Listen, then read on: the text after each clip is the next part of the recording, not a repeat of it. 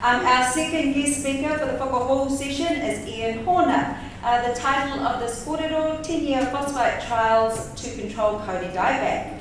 Ian first worked on phytophthora in kauri forest in 1982 while at Auckland University, and has worked on various phytophthora diseases in horticultural and forest systems ever since. He started working on kauri dieback in the early 2000s, working with Ross Beaver to determine the causal agent of kauri decline, and has had multiple kauri projects since, focused on detection, biology and management. Tēnei piki mai, Ian Horner, please put your hands together.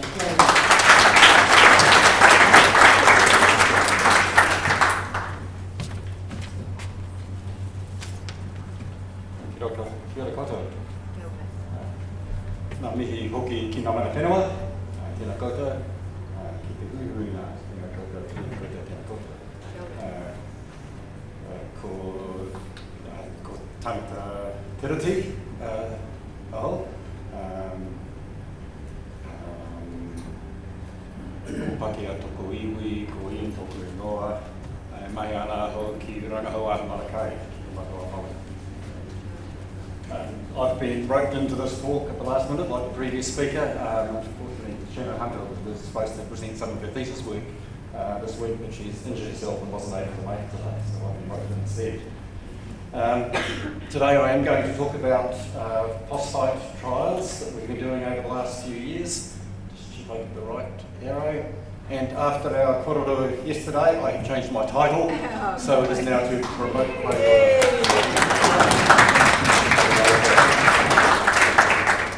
But I will say that I'll unapologetically say that I am interested in studying the pathogen.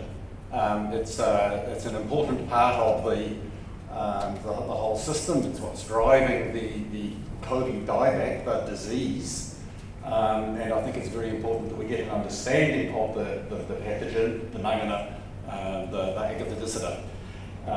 I'm interested in doing whatever we can to try and stop the spread of that pathogen to enhance the health of kauri. That's what kauri ora is to me.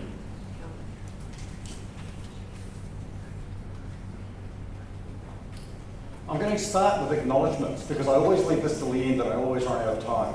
And that's not doing people justice. And I would like to acknowledge the many groups and people who have actually contributed to this work. And in particular, the mana whenua of the trial sites who have allowed us access and given us support to actually do this work over many years. And it's a very important part of it. But also to individual landowners who have allowed us access and have given us a lot of support to do this work and encouragement. And to DOC, Auckland Council, and in particular the kauri dieback program, or at least Pina Kauri, and Auckland Council for actually funding the work.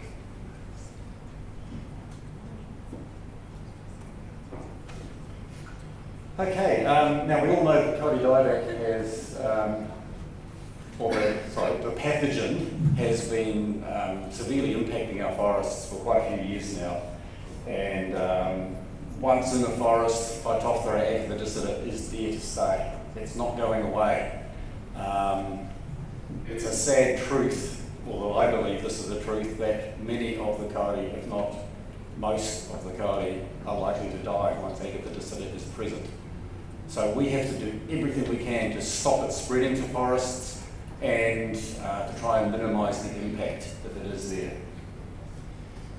Now, back in about 2008, phosphite was put forward as a potential treatment for trees affected with agathodicida, and we started off with some early trials in glasshouses. But just first of all, a few basic things about phosphite.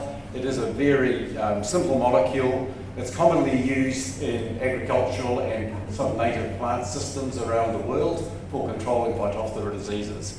It's low toxicity, biodegradable, so it doesn't accumulate. It's directly antagonistic to the phytophthora, but more importantly, it enhances the tree's natural defences and allows them to fight back against the phytophthora.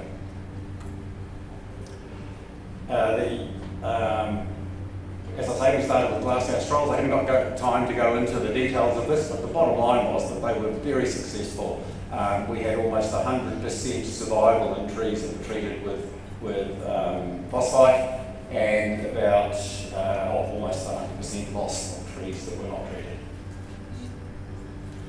So that, I should say that glasshouse and lab trials, you need to be cautious with them and not get too carried away. They are very artificial and they can give you an indication of what might happen in the field, but you've got to be very cautious about your excitement early on. But we were excited and excited enough to actually carry on and do some field trials. Now we started off with forest trials, working in various rika stands that were colonised by the Agthidicida, showing symptoms of kauri dieback.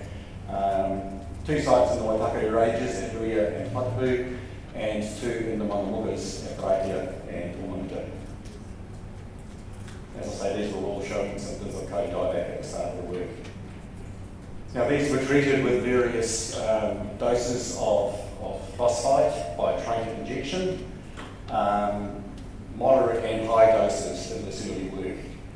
These trees were given 1 or 2 injections a year apart and haven't been treated since, and they've been monitored in the subsequent 10 years.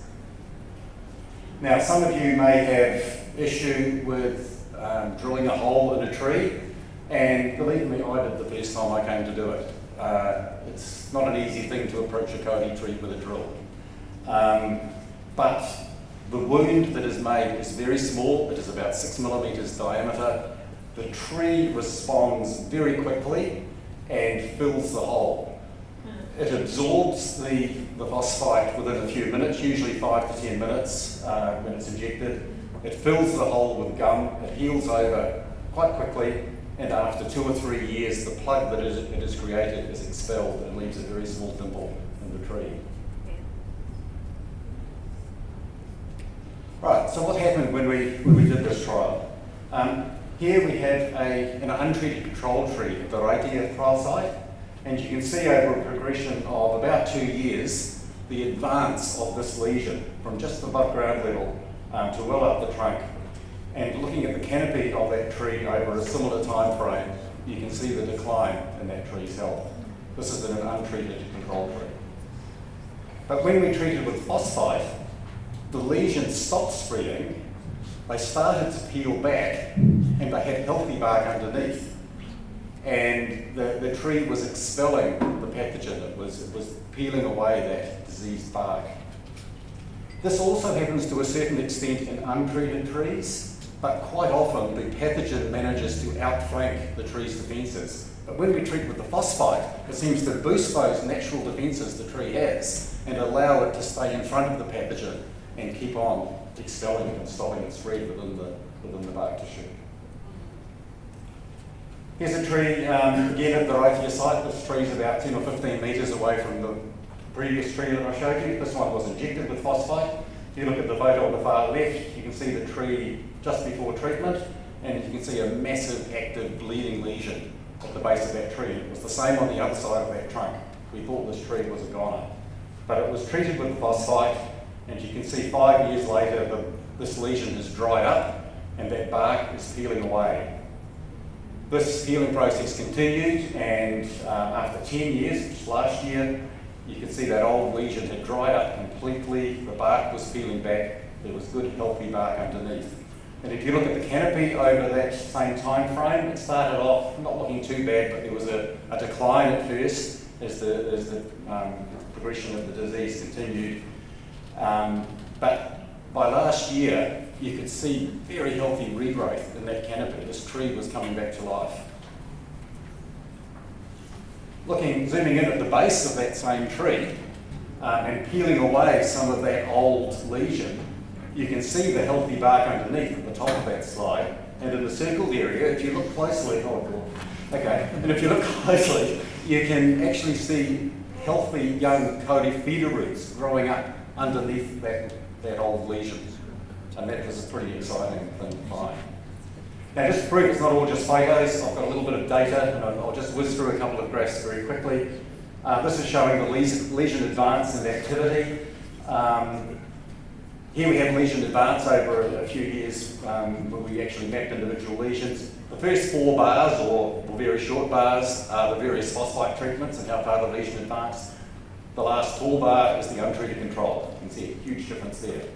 If we look here, we have lesion activity. This is how active the lesions were across 4 sites over the 10 years of the program.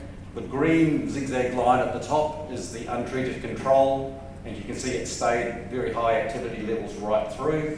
The various phosphite treatments, which is all of the other ones, they plummeted very quickly in activity and stayed low right through for the full 10 years of the monitoring, with no reactivation of any of those lesions. And looking at lesion area, again, the green bar, you can see the steady increase right throughout the trial. The lesions kept on expanding and getting bigger. In all of the treated treatments, the lesions stayed either the same size or actually declined in size, and this is because of the bark peeling and healing underneath. The lesions ended up smaller throughout the work. Okay, to summarise that, so these high rates that we use, the 7.5 and the 20% phosphite, they did heal the lesions. In fact, they healed all lesions right across the 160 odd trees we had in this trial, which is a pretty exciting result. And there was no reactivation in any of these after 10 years. And the tree canopies are now refilling and looking quite good and healthy. There is a downside. We did note some phytotoxicity. The doses we were using in this trial were quite high. So it was very important that we actually found out a lower dose, and that's where we moved on to new trials, which I'll go through very quickly, where we looked at lower rates because we couldn't continue using these very high rates, we felt, without risking tree health.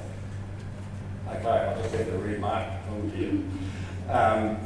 And in this trial, we also included a trunk spray treatment because there was a possibility that could avoid the injections. We had very similar results where we got very good healing of the lesions in a very short time frame. But what we found was that the lesion healing didn't last as long as it had in the previous trial. We were using much lower rates than we had in the previous trial.